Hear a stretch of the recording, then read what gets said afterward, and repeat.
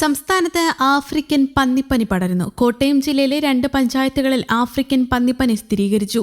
ഇതുവരെയും മരുന്നുകളോ വാക്സിനുകളോ ഇല്ലാത്ത രോഗബാധയാണ് ആഫ്രിക്കൻ പന്നിപ്പനി. രോഗം പിടിപെടുന്ന പന്നികൾ കൂട്ടത്തോടെ ചത്തുപോവുകയാണ് പതിവ്. കോട്ടയം ജില്ലയിലെ കൂട്ടിക്കൽ, വാഴൂർ പഞ്ചായത്തുകളിലാണ് രോഗബാധ സ്ഥിരീകരിച്ചിട്ടുള്ളത്. മേഖലയിലെ പന്നി ഫാമുകളിൽ രോഗബാധ സ്ഥിരീകരിച്ചിട്ടുണ്ട്. ഈ ഫാമുകളുടെ 1 കിലോമീറ്റർ ചുറ്റളവിൽ രോഗബാധിത പ്രദേശമായി പ്രഖ്യാപിച്ചു. ആഫ്രിക്കൻ പന്നിപ്പനി സ്ഥിരീകരിച്ച പ്രദേശത്തിന്റെ 10 കിലോമീറ്റർ ചുറ്റളവിൽ നിരീക്ഷണം നടത്തുമെന്ന് ജില്ലാ ഭരണകൂടം അറിയിച്ചു. ആഫ്രിക്കൻ പന്നിപ്പനി പന്നികളിൽ നിന്ന് മനുഷ്യരിലേക്കോ മറ്റു മൃഗങ്ങളിലേക്കോ പകരാറില്ലാത്തതിനാൽ പൊതുജനങ്ങൾ ആശങ്കപ്പെടേണ്ട സാഹചര്യമില്ല. വയനാട് ജില്ലയിലെ മാനന്തവാടി മുനിസിപ്പാലിറ്റിയിലും തവിഞ്ഞാൽ ഗ്രാമപഞ്ചായത്തിലും 2022 ആഫ്രിക്കൻ പന്നിപ്പനി സ്ഥിരീകരിച്ചിരുന്നു. വൈകാതെ ജില്ലയിലെ തന്നെ നെന്മേനി ഗ്രാമപഞ്ചായത്തിലും കണ്ണൂർ ജില്ലയിലെ കാണിച്ചാർ ഗ്രാമപഞ്ചായത്തിലും രോഗം സ്ഥിരീകരിച്ചു. രോഗത്തിന്റെ പ്രഭവ കേന്ദ്രത്തിന്റെ 1 കിലോമീറ്റർ ചുറ്റളവിലുള്ള പന്നി ഫാമുകളിലെ പന്നികളെ നശിപ്പിക്കുകയും പ്രഭവ കേന്ദ്രത്തിന് പുറത്ത് 10 കിലോമീറ്റർ ചുറ്റളവിലെ പന്നി ഫാമുകളിൽ രോഗനിരീക്ഷണം നടത്തിയുമാണ് അന്ന് രോഗത്തിന്റെ വ്യാപനത്തെ മൃഗസംരക്ഷണ വകുപ്പ് തടഞ്ഞു നിർത്തിയത്. ആഫ്രിക്കൻ പന്നിപ്പനി സ്ഥിരീകരിച്ചതിന് പിന്നാലെ വയനാട് ജില്ലയിൽ 702 പന്നികളെയും കണ്ണൂർ ജില്ലയിൽ 247 പന്നികളെയും കൊന്നിരുന്നു. 2022 ഇന്ത്യയിലെ വടക്ക് കിഴക്കൻ സംസ്ഥാനങ്ങളിലും ബീഹാറിലും ആഫ്രിക്കൻ സ്വൈൻ ഫീവർ രോഗം വന്നിട്ടുണ്ട്.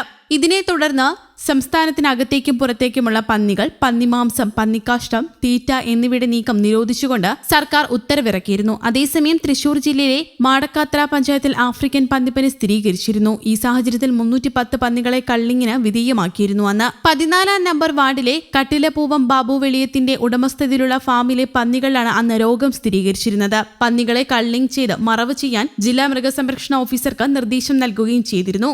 രാവിലെ 7 മുതൽ ഡോക്ടർമാർ, ലൈവ് സ്റ്റോക്ക് ഇൻസ്പെക്ടർമാർ, അറ്റൻഡർമാർ അടങ്ങുന്ന RRT സംഘം കള്ളിങ് പ്രക്രിയ നടപ്പാക്കിയിരുന്നു. തുടർന്ന് പ്രാഥമിക അണുനശീകരണ നടപടികൾ സ്വീകരിക്കുകയും ചെയ്തിരുന്നു. ഫാമിന് ചുറ്റുമുള്ള 1 കിലോമീറ്റർ രോഗബാധിത പ്രദേശമായും 10 കിലോമീറ്റർ ചുറ്റളവ് രോഗനിരീക്ഷണ മേഖലയായും പ്രഖ്യാപിച്ചിരുന്നു. അന്ന് രോഗബാധിത പ്രദേശങ്ങളിൽ നിന്നും പന്നിമാംസം വിതരണം ചെയ്യൽ, ഇത്തരം കടകളുടെ പ്രവർത്തനം, പന്നികൾ, പന്നിമാംസം, തീറ്റ എന്നിവ ജില്ലയിലെ മറ്റു പ്രദേശങ്ങളിലേക്ക് കൊണ്ടുപോകുന്നതും മറ്റു പ്രദേശങ്ങളിൽ നിന്ന് രോഗബാധിത മേഖലയിലേക്ക് കൊണ്ടുവരുന്നതും ഇനിയൊരു ഉത്തരവുണ്ടാകുന്നതുവരെ നിർത്തിവെക്കാനും അന്ന് നിർദ്ദേശം നൽകിയിരുന്നു. രോഗം സ്ഥിരീകരിച്ച പന്നി ഫാമിൽ നിന്നും മറ്റ് ഫാമുകളിലേക്ക് കഴിഞ്ഞ 2 മാസത്തിൽ പന്നികളെ കൊണ്ടുപോയിട്ടുണ്ടോ എന്ന് അന്വേഷിക്കുകയും ചെയ്യും. തൃശൂരിലേക്കോ ജില്ലയിൽ നിന്ന് പുറത്തേക്കോ പന്നിമാംസവും പന്നികളെയും അനധികൃതമായി കടത്തുന്നുണ്ടോ എന്ന് പരിശോധിച്ചിരുന്നു.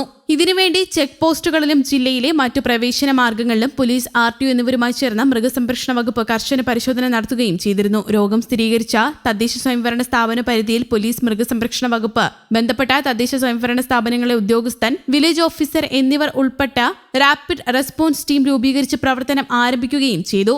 ആഫ്രിക്കൻ പന്നിപ്പനി H1N1 പനിയുടെ പ്രതിരോധത്തിൽ നിന്നും വ്യത്യസ്തമാണ്. പന്നികളിൽ മാത്രം കണ്ടുവരുന്ന രോഗമായതിനാൽ ആഫ്രിക്കൻ പന്നിപ്പനി മറ്റു മൃഗങ്ങളിലേക്കോ മനുഷ്യരിലേക്കോ പകരാനുള്ള സാധ്യത കുറവാണെന്നും അധികൃതർ അറിയിച്ചു. അതേസമയം സെപ്റ്റംബറിൽ പക്ഷിപ്പനിയെ തുടർന്ന് 4 ജില്ലകളിൽ കോഴി, താറാവ് വളർത്തലിന് നിരോധനം ഏർപ്പെടുത്തി സർക്കാർ ഗസറ്റ് വിജ്ഞാപനം പുറത്തിറക്കിയിരുന്നു. ആലപ്പുഴ, പത്തനംതിട്ട, കോട്ടയം, എറണാകുളം ജില്ലകളിലാണ് നിരോധനം ഏർപ്പെടുത്തിയിരുന്നത്. ഡിസംബർ 31 വരെ 4 മാസത്തേക്കാണ് നിരോധനം ഏർപ്പെടുത്തിയിരുന്നത്. ആലപ്പുഴ ജില്ലയിൽ പൂർണ്ണമായും കോഴി, താറാവ് വളർത്തലിന് നിരോധനം അന്ന് ഏർപ്പെടുത്തിയിരുന്നു. News desk, Kerala Kaumudi.